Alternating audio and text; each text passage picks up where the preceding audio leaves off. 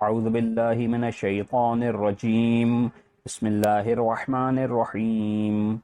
السلام علیکم محترم سامعین کرام، رسول خدا حضرت محمد مصطفیٰ صلی اللہ علیہ وآلہ وسلم کی ذات اقدس سے متعلق اپنی اور دیگر مومنین اور مومنات کی معرفت میں اضافے کے لیے کتاب فضائل مصطفیٰ، جو کہ سید علی شیر نقوی صاحب نے تحریر فرمائی ہے اور جس میں مصنف نے مختلف مقامات سے تحقیق کرتے ہوئے حضرت محمد مصطفیٰ صلی اللہ علیہ وآلہ وسلم کے حالات زندگی کے بارے میں معلومات کا ذخیرہ جمع کیا ہے، اس کا آج باقاعدہ آغاز کرتے ہیں۔ یہ کتاب 15 باب کے اوپر مشتمل ہے اور ان کی فہرست کچھ اس طرح سے ہے۔ باب نمبر 1، دنیائے عرب قبل از میلاد مصطفیٰ۔ باب نمبر 2، میلاد مصطفیٰ۔ باب نمبر 3، جوانی اور ازدواج مصطفیٰ۔ باب نمبر 4، اعلان بعثت مصطفیٰ۔ باب نمبر 5، معراج مصطفیٰ۔ باب نمبر 6، ہجرت مصطفیٰ۔ باب نمبر 7، مدنی زندگی اور غزوہ ہائے مصطفیٰ۔ باب نمبر 8، مباہلہ، حجۃ الوداع، خطبہ غدیر اور رحلت مصطفیٰ۔ باب نمبر 9، قربت الہی کا واحد راستہ، اتباع مصطفیٰ۔ باب نمبر 10، اقوال اور ارشادات مصطفیٰ۔ باب نمبر 11، اخلاق حسنہ اور سیرت مصطفیٰ۔ باب نمبر 12، تعارف اہل بیت الزمان مصطفیٰ۔ باب نمبر 13، فضائل مصطفیٰ۔ باب نمبر 14، شفاعت مصطفیٰ اور باب نمبر 15، مقام مصطفیٰ۔ کتاب کے شروع میں احتا کے عنوان میں مصنف کچھ اس طرح سے فرماتے ہیں: میں اپنی اس کتاب فضائل مصطفیٰ صلی اللہ علیہ وآلہ وسلم کو بھی اپنی پہلی کتابوں کی طرح پیغمبر خدا کی نواسی علی و بطول کی ام المصائب بیٹی جناب سیدہ زینب سلام اللہ علیہا کے نام منسوب کرتا ہوں۔ 1,24,000 انبیاء نے بے شک دین اسلام کو پھیلانے کے لیے اور خدا تعالیٰ کی توحید کو منوانے کے لیے بہت سی قربانیاں دیں اور بہت سے مصائب برداشت کیے جن کا ہم اندازہ بھی نہیں لگا سکتے، لیکن ایک بات تو ضرور ہے کہ وہ سب مرد حضرات تھے، لیکن نواسی رسول نے ایک خاتون ہونے کے باوجود اتنے مصائب برداشت کیے کہ ام المصائب مشہور ہو گئیں۔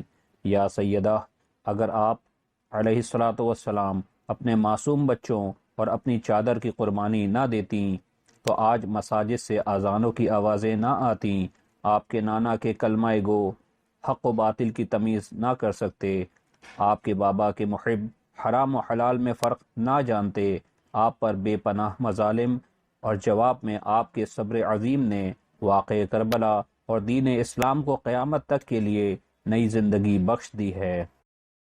اسی لیے میں اس کتاب فضائل مصطفیٰ صلی اللہ علیہ وآلہ وسلم کو نواسی رسول دختر علی و بطول جناب سیدہ زینب سلام اللہ علیہا کے نام منسوب کرتا ہوں۔ یا سیدہ، آپ علیہ الصلاۃ والسلام کو اپنے بیٹوں کا واسطہ میرے اس حقیر سے تحفے کو شرف قبولیت عطا فرمائیں۔ احقر و منتظر سید علی شیر نقوی، متولی و جاروب کش امام بارگاہ اون محمد، مرکز معارف قرآن اون محمد۔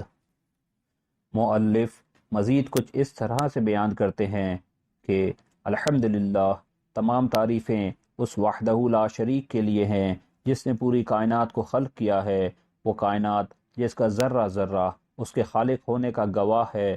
خدا تعالیٰ کی ذات وہ ہے جو کسی انسان کی سمجھ میں نہیں آ سکتی، جس کے بارے میں پیغمبر خدا حضرت محمد مصطفیٰ صلی اللہ علیہ وآلہ وسلم نے فرمایا: یا علی، اللہ کو نہیں پہچانا کسی نے سوائے میرے اور آپ کے۔ خدا تعالیٰ کی ذات کبریا تو ہم انسانوں کی سمجھ میں آ نہیں سکتی، لیکن اس نے اپنی معرفت کا ذریعہ اپنے مخصوص نمائندوں کو قرار دیا ہے۔ اگر انسان ان کی صفات پر غور کرے تو خدا کی صفات کا تصور کر سکتا ہے۔ یہ سب ہستیاں جو 14 معصومین کے طور پر معروف ہیں، مظہر صفات خدا ہیں۔ 14 معصومین کے سردار پیغمبر خدا حضرت محمد مصطفیٰ صلی اللہ علیہ وآلہ وسلم ہیں، جو خدا تعالیٰ کے رسول ہیں اور اس کے محبوب بھی ہیں۔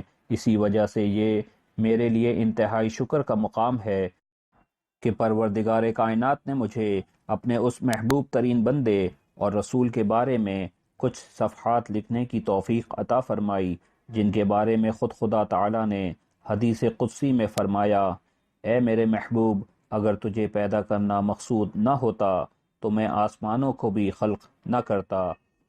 اور اپنے کلام قرآن میں فرمایا: اور ہم نے آپ صلی اللہ علیہ وآلہ وسلم کو نہیں بھیجا مگر عالمین کے لیے رحمت بنا کر۔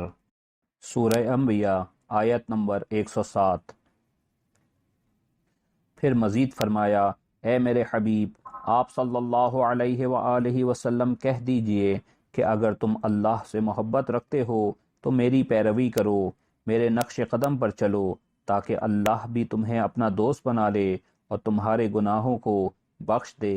خدا بہت بخشنے والا اور مہربان ہے۔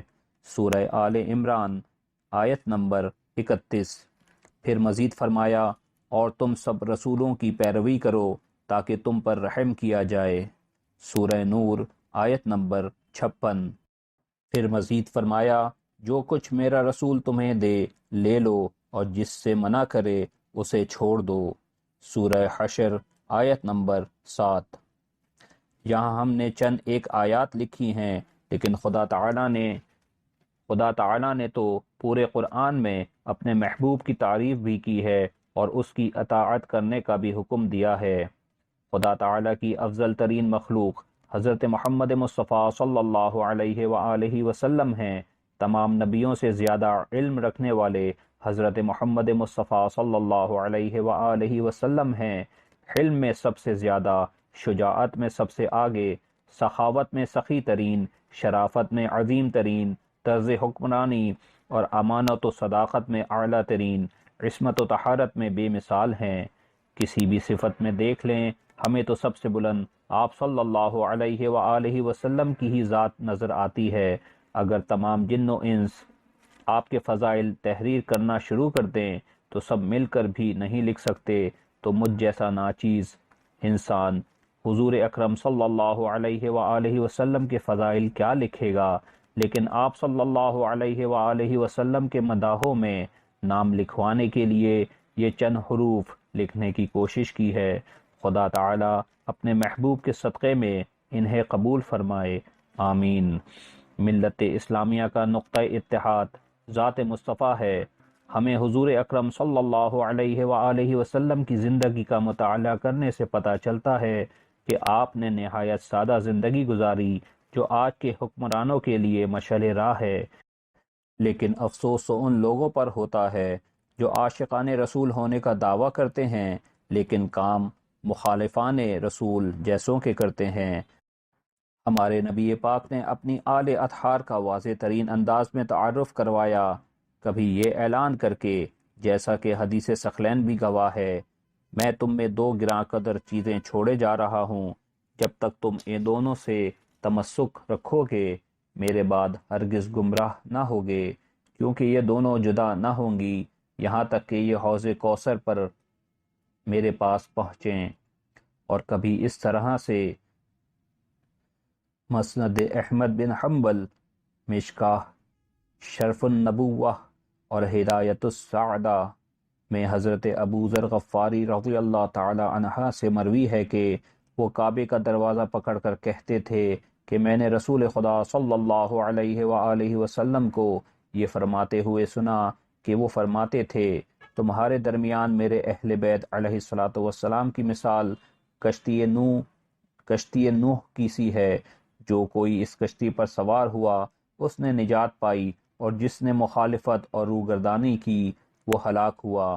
اور کبھی خم کے میدان میں 1,20,000 حاجیوں کی موجودگی میں یہ اعلان فرمایا: جس کا میں مولا ہوں اس کا یہ علی مولا ہے۔ پروردگار تو بھی اس کو دوست رکھ جو علی علیہ السلام کو دوست رکھے، تو اس سے دشمنی رکھ جو علی علیہ السلام سے دشمنی رکھے، اس کی مدد فرما جو علی علیہ السلام کی مدد کرے، اس کو رسوا فرما جو علی علیہ السلام کو رسوا کرے۔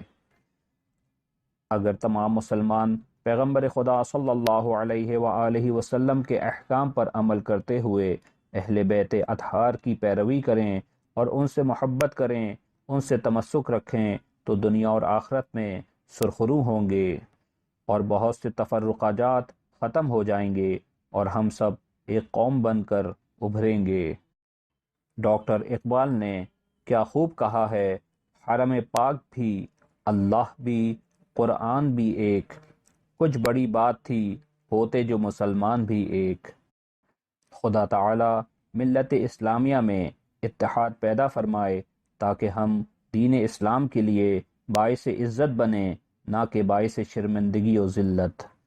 اپنی کم علمی اور کم مائگی کا اقرار کرتے ہوئے قائدین کرام سے درخواست گزار ہوں کہ وہ کتاب کے کسی حصے پر اپنی رائے دینا چاہیں تو مجھے ضرور مطلع فرمائیں۔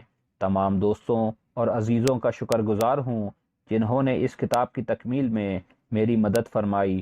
تمام اہل خانہ کا خصوصی شکریہ ادا کرتا ہوں جنہوں نے آرام دہ ماحول مہیا کیا اور دنیاوی ضروریات کا خیال رکھا۔